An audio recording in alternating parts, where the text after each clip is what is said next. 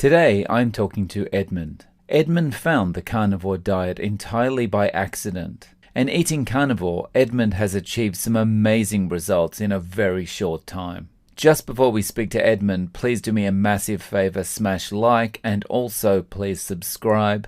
It really helps out the channel and it lets me be another voice out there talking about the carnivore diet. Let's meet Edmund. How did you find the carnivore diet and how long have you been on it? So last year in 2023, 2022, I apologize. My wife and I got married in May. We've been together for about 11 years, and we had previously tried to get married, and then COVID happened. And of course, we just had to postpone it and move it to another time. And in that time, my dad passed away, my stepdad passed away, um, and just, you know, kind of devastating things in my life. But the marriage was one of, a very uplifting moment. And but the one thing my wife and I decided that during the process, it was about a year process for us to go through the church. We're both Catholics. And during that time, we decided that it was too much stress for us to go on diets to be our perfect weight for the wedding. So we were going to just live our lives, organize ourselves, get the wedding through, go to our honeymoon, and then come back and work on ourselves.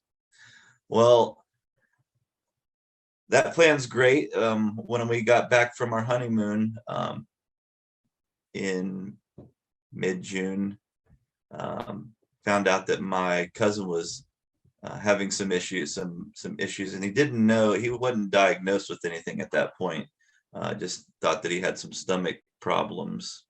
Well, it came to terms that he had esophageal cancer, and that cancer is very devastating. So anyone that gets that, I mean, pretty much it's a death sentence as far as going with the general treatment that they give you.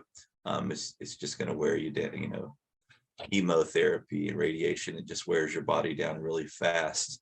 And if your body's not prepared for something like that, you can wither away really fast, which is what happened to him.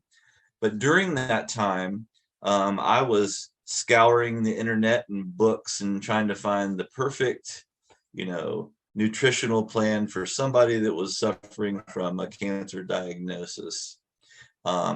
Came across a bunch of different things, but the one that really stuck out to me was the carnivore diet, the proper human diet. I came across Sean Baker, Paul Saladino, Dr. Ken Berry. Those are the first people that I came across when it came to this. And because they had doctors in front of their names, I thought, well, shoot, I might learn something from these guys. And the more you watch them, the more you realize that they didn't have a lot of faith in what was going on with our nutritional activity in this country, for sure. The guidelines that were set were way out of date and just probably so commercialized and or politicized to make their point, that nobody was getting better, everyone was getting sicker.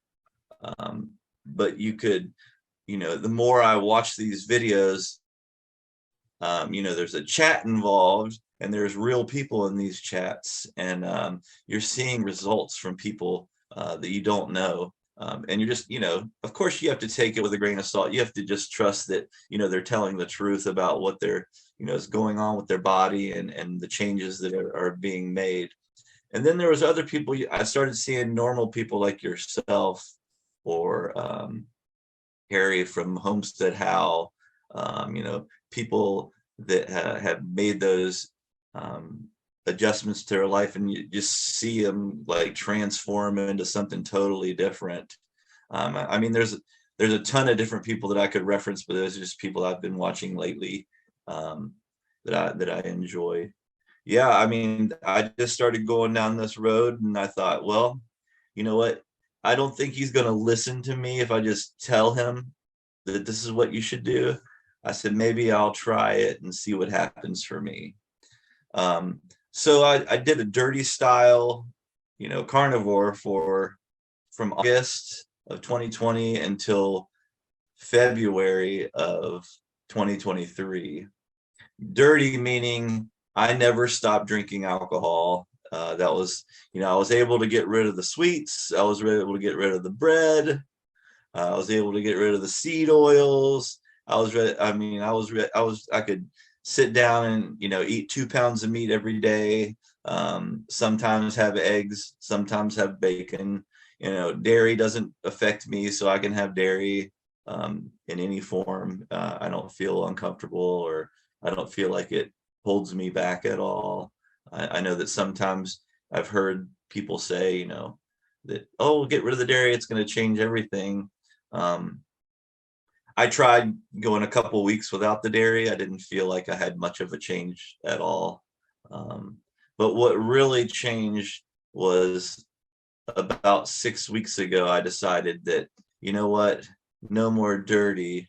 I'm going full on, no alcohol, and see what happens. Well, almost immediately, I mean, I cleared up, my trips to the restroom. I mean, like, I went less times a day. Sometimes not even in a day, not even going during the day, just waiting another day, which is not normal for me because I've had IBS and undiagnosed Crohn's for the last 10 years.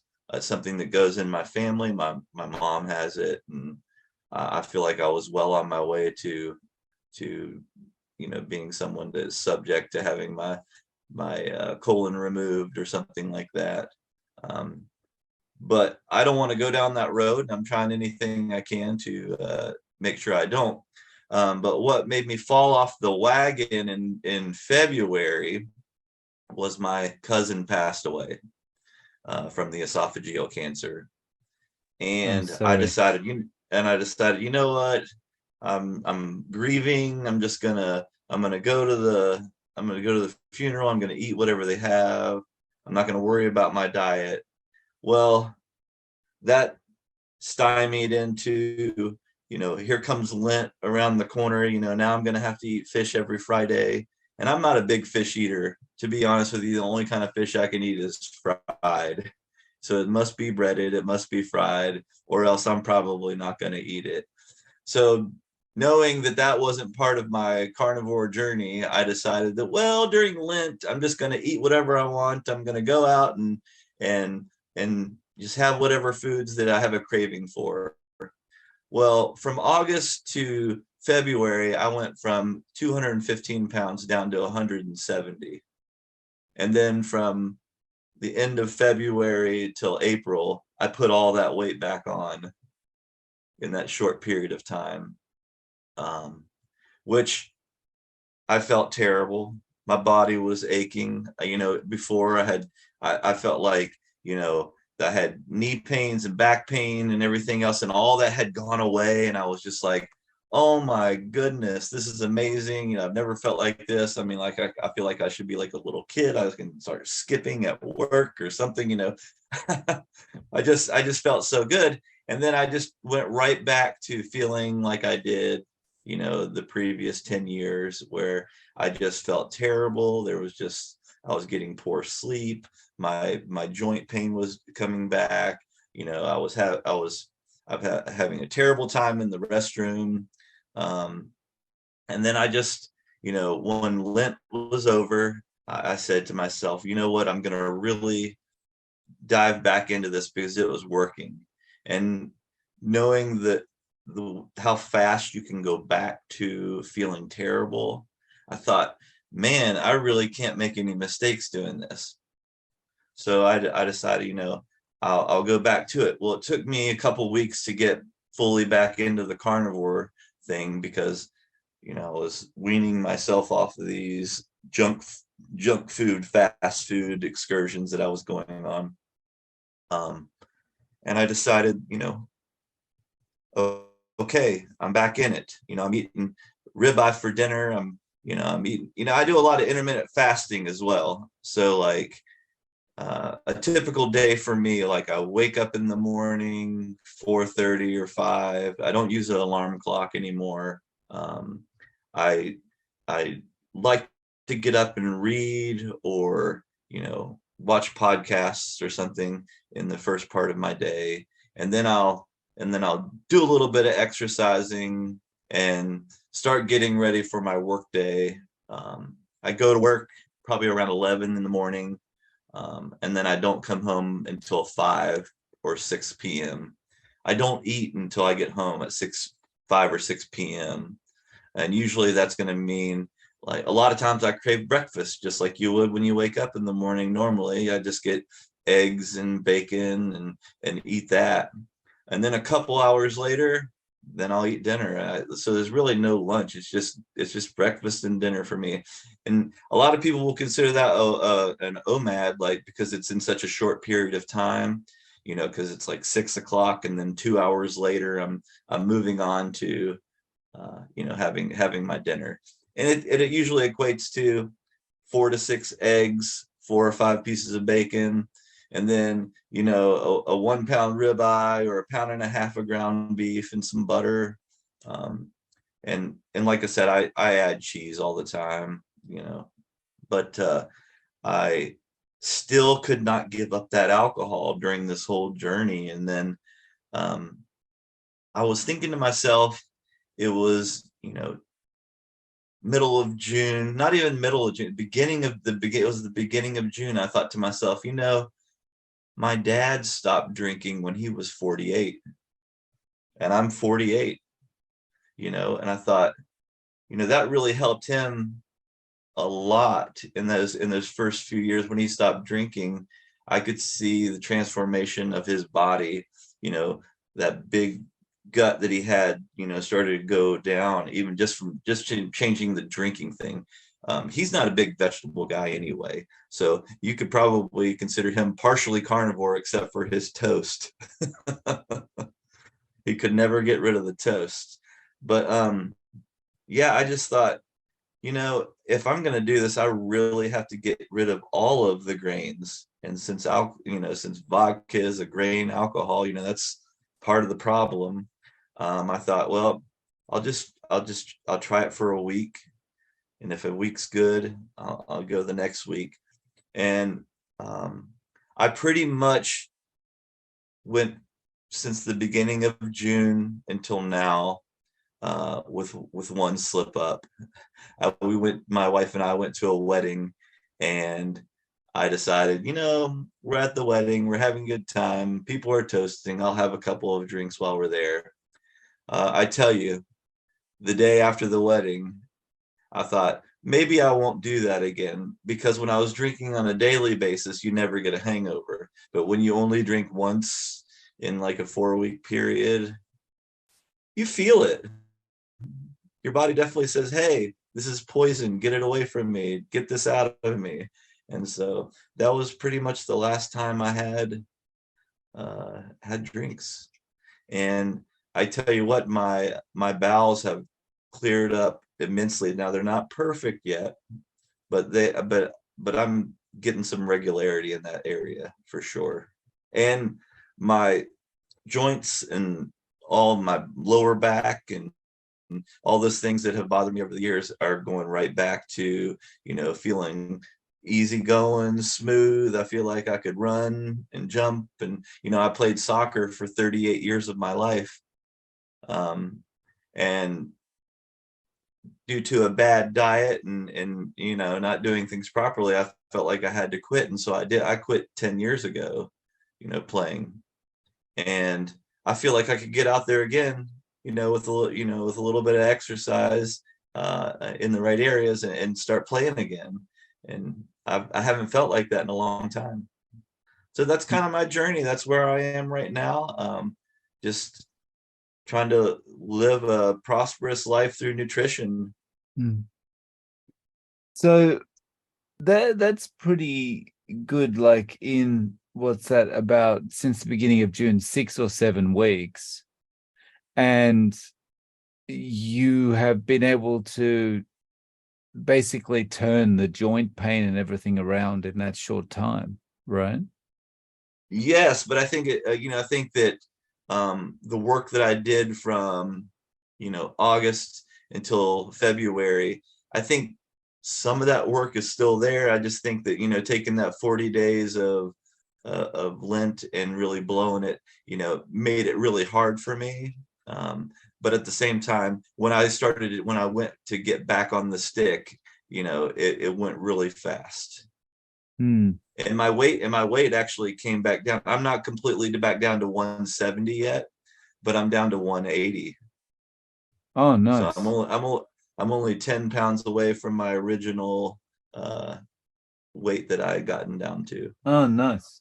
So you mentioned at the start that you were kind of doing the plan was you were going to do this with your wife after the honeymoon. Is that right?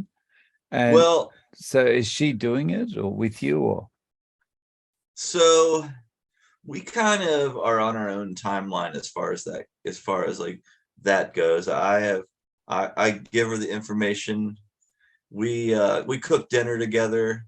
A lot of times she eats the meat that I cook, and then she still, will have a side dish of broccoli or something like that. She still hasn't graduated to the idea of totally getting rid of all the vegetables out of her diet or anything like that. Um, so I don't force her to do anything. She does her own thing. I'd love for her to be right on board with the whole idea and just go straight into it and just feel amazing. But I think everyone has to do things on their own time and terms. And until you find the value in it, you're just going to keep passing up on it. Everyone's got to find the right time, right? Because it doesn't matter what you say to anyone, you can try and talk them into it, talk about the benefits and all of that kind of thing. But if someone's not ready, then they're not ready, right? Right. And Mm. and trying to force them to do it it will force them away from the idea totally. So I Mm. think moreover, just me being diligent and being working through my schedule daily and doing the things that I think that are necessary for me to continue this lifestyle. And I do consider it a lifestyle. I don't like using the word diet. I think diets are to be broken, but lifestyles are made to be lived. And when you're living a certain lifestyle and you keep certain standards for yourself, you really do grow as a person. You get healthier, hopefully, and things really do start to change for you. And so speaking of the getting healthier, have you in the time where you've been doing carnivore, whether it's the first time you did it or this time, have you spoken to your doctor at all about it?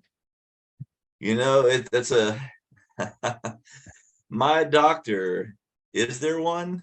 No, I don't really have one. The last time I went to a doctor to get blood work done, probably around 2017, and I didn't have any high marker. Everything was pretty much in a normal range. I mean, if there was anything on the cusp of being high or anything that the doctor didn't, allude to me that I, you know, was in any major trouble at that time. I was very active at that time, but I told him, I said, hey, I've always thought that when I feel uncomfortable with my body or with the way I feel, I just change what I'm eating, and then, I always feel better. And I didn't know about the carnivore back then. I just knew that if I ate whole foods and stopped, eating out, that I always feel better. And if I got rid of junk food or sugar, that I would always feel better. And that's always been the case, but it really took it to a new level, being fat adapted. Once you start, using fat for fuel, I mean, it just changes everything. Your mind fog goes away. I mean, just you think clearer. Um, I can't explain it. You just it's what the natural high is that everyone's looking for. We're both 48. I remember growing up in the 80s, and the kind of commercials that were on TV, and the low fat and the crazy looking aerobic outfits and all this kind of thing that were going on. And everything low fat this, low fat this, low fat this, drink your um it was Tab that they were selling at the time. um Drink all your artificially sweetened beverages and all this kind of thing. How do you feel about that, looking back at that kind of thing now? Does that feel kind of somewhat, I don't know, for me it feels a bit deceptive, because they must have known. Well, I mean, honestly, I feel that probably someone or a group of people knew more than they let on to believe. But their financial gain was going to be more than they could ever ask for. Mm. So, when it comes to finances, sometimes people are willing to, you know, do anything to make a buck, and they don't really care about someone's health. Oh well, it's not going to completely affect. It's not going to affect my grandmother's health. It's just going to affect people I don't know. Um, but I really feel like, of course, we've been duped over the whole thing. You know, um, and we're still being duped. In some cases. And there's people that will never change their mind based on a study that happened in 1980.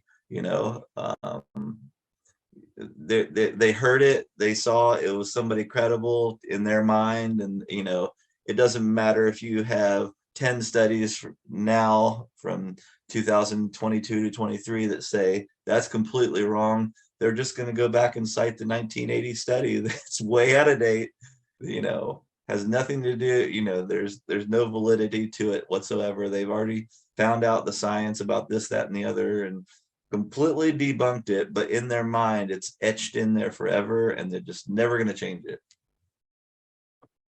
When I told people in my family, hey, I'm doing the carnivore diet, oh my god, you're going to die. You're like, what about your cholesterol? Oh my goodness. What is good? I mean, how long have you been doing this? You oh, I just got to see your levels. I got to see, you need to go get checked. And I say, well, the only thing that I need to do is know that I feel great and that it's working for me. I don't need validation from, my family or anybody else to know how good I feel on the inside, which I have not felt for so many years. All you need to know is how good you feel. I mean, a test, a number on a piece of paper doesn't really make any difference when you feel better than you ever have in your life. Think about it. You go and you do your own, let's say you take your own blood pressure at home. You could take it and 15 minutes later take it again, totally different numbers.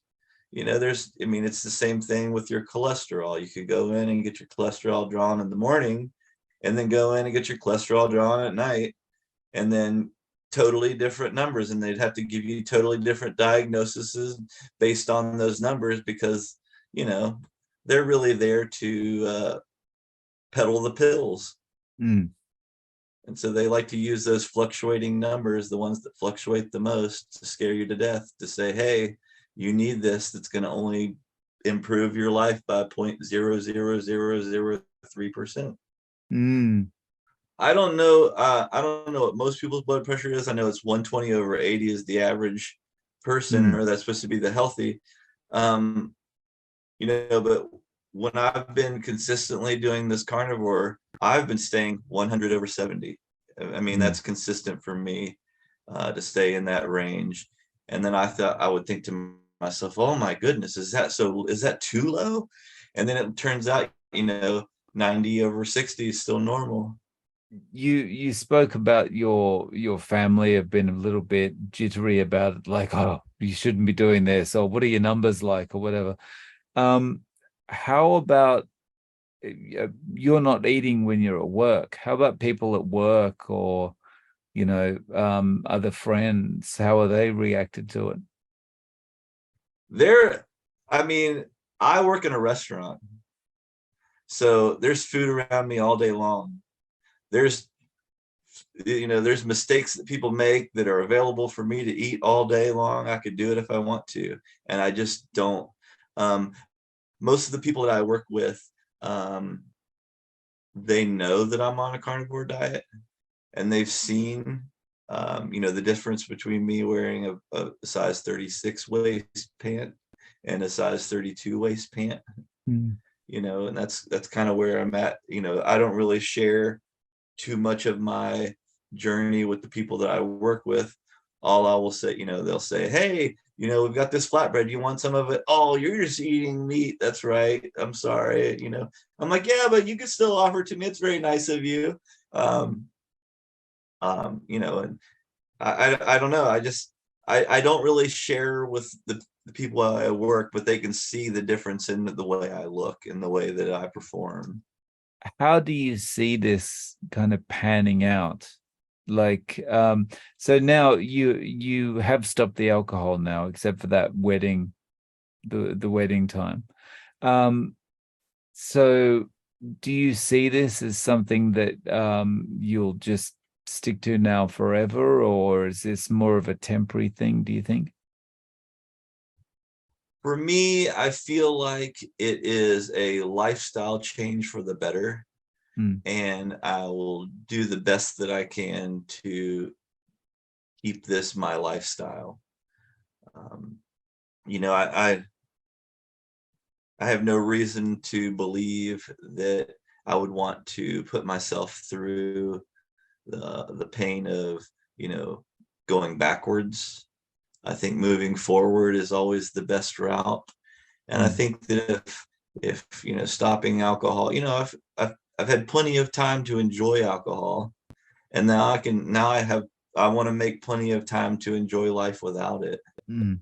Um, so for me, I've taken the stance that, um, based on experience, alcohol is a poison, and it poisons my body, it poisons my mind, it poisons my ability to move forward. So yes, I would like to continue this lifestyle for the duration of my life. Hmm. Um, I would like to continue, um, being as much of a carnivore as I can for as long as I can. Um, I know that there are days you have a craving for something that you've had in the past. You see it, you smell it, it's there. Um, and you know what? It's sometimes okay to have a dessert. It's sometimes okay to treat yourself to something that's not great for you. Um, but that's the thing about a treat. You're only supposed to have it every so often. You know, you're It not can't supposed to suddenly have it with become every every day. meal. Oh. Yeah, it's not supposed to be in every meal every day. And I think that the way that we have, um, the picture of food in reality is that you got to have a salad, you got to have a three-course meal, you got to have, a meat, a starch, a vegetable, you got to have some bread on the side, and then you got to have your piece of cake at the end. That's it's really not the best scenario. I mean, you need to, if you want to have something like that, perfect. Just don't have it every meal. Mm. Maybe have it once a month. Maybe have it once every 3 months. You know, maybe you only have it when you hit a goal that you think is important. Or maybe you only have it because you're spending the day with your niece or nephew and you want to share an ice cream. And Mm. I get that, but like, to make it a staple of your meal, I think that that's a mistake. Mm. Just to summarize the things that have improved for you health wise. So you're only 10 pounds off your goal weight, right? So you're 180 at the moment, and the goal is 170. Um, Well, I don't have a weight goal. I just uh-huh. know that 170 is what I went down to when I was, without even trying. And Okay. I'm at 180 right now, I mean, I'm really not trying. I'm just I'm just living my life and having, a couple of meals a day in a short period of time, and I don't feel hungry. Mm, And a lot of times, I'll get home and I'm like, I'm not really hungry. Do I really need to eat? And sometimes I'll put it off a little bit and think, maybe I will eat.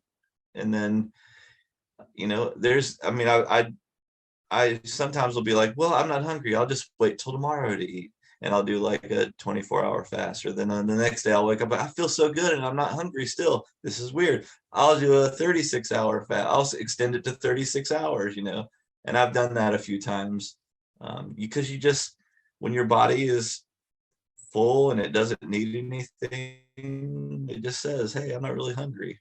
And if you're mm, not, and if you're not, having any addiction problems with your mind, then you truly don't, you just feel satiated at all times. But I really don't have a goal weight as far as body weight.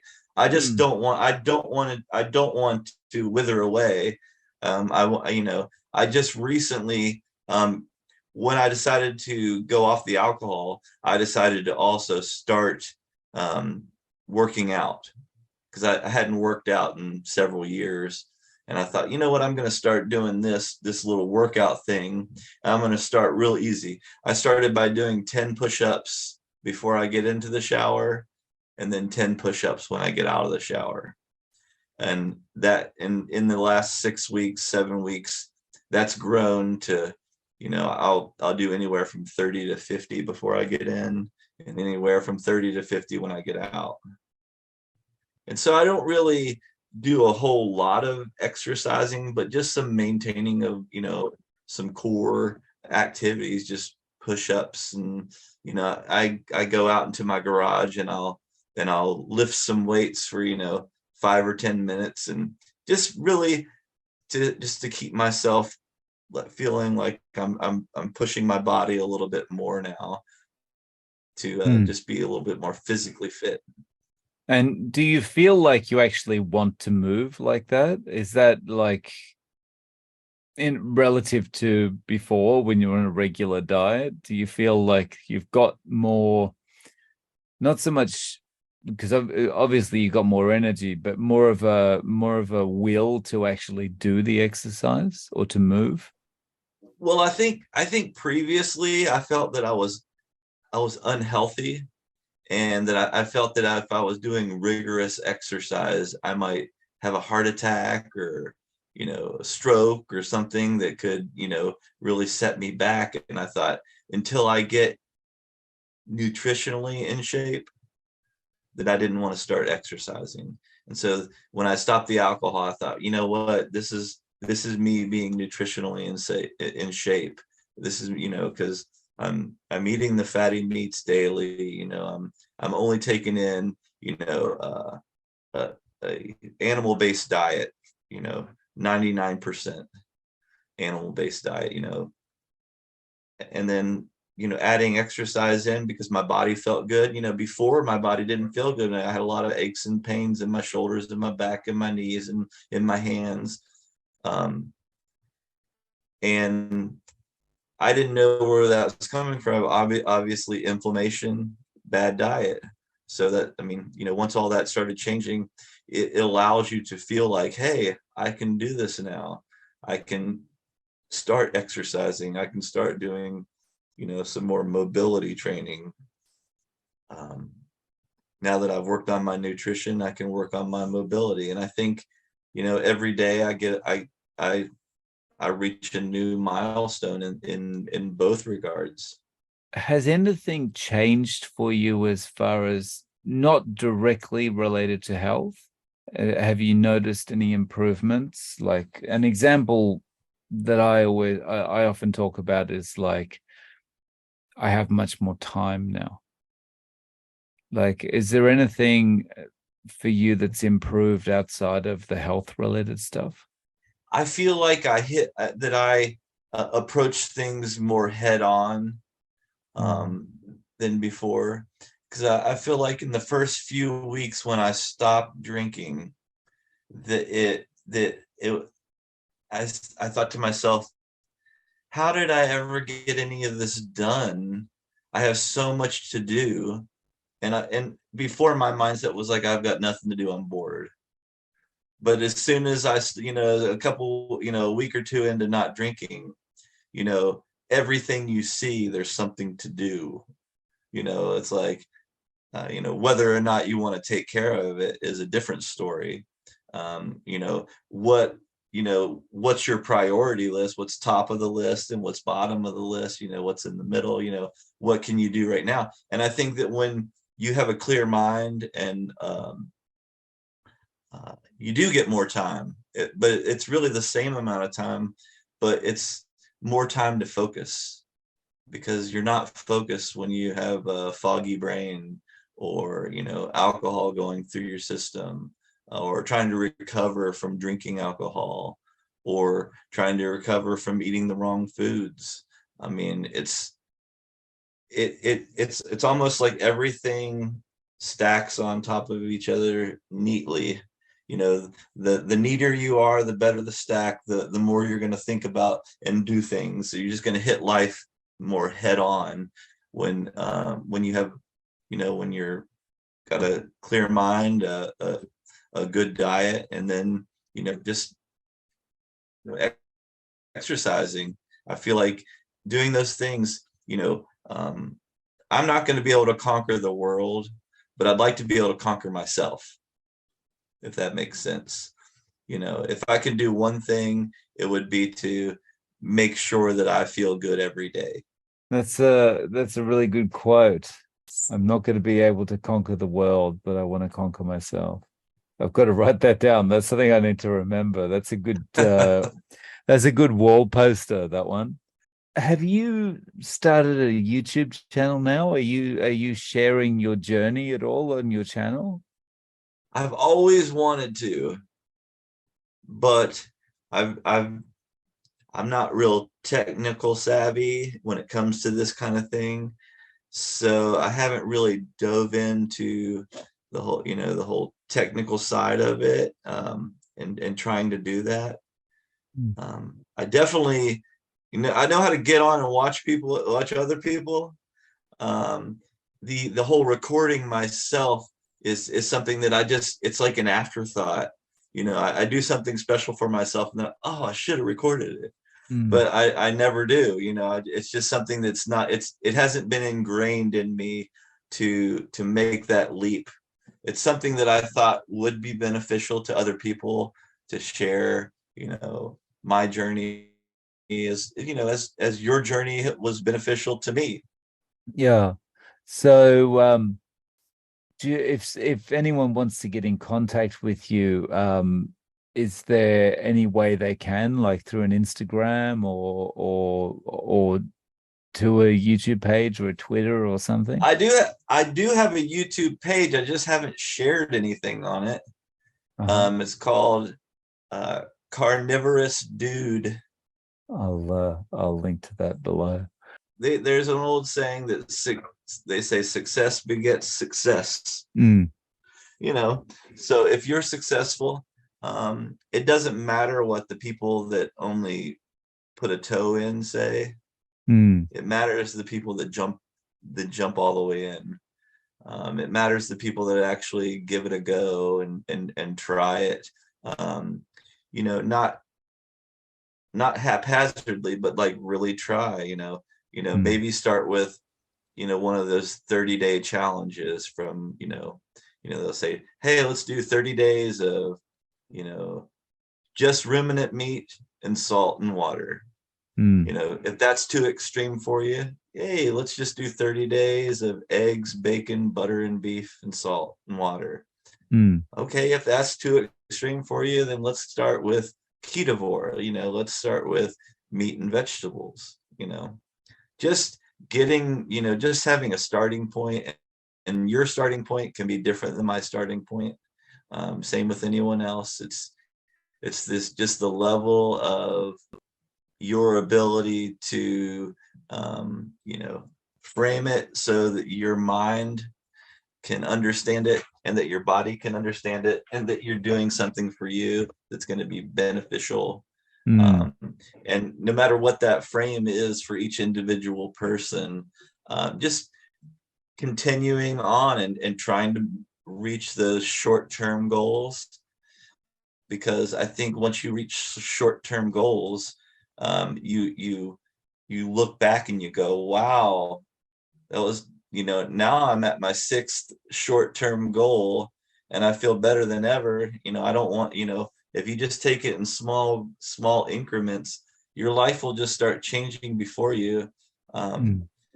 and if you make a mistake, it's not, the main thing is, don't call it a mistake. Just give yourself some, leeway. Hey, I was feeling, that I wanted to do that, and I did it. I'm not sad about it. uh, Mm. you know and then you just go continue on with your lifestyle.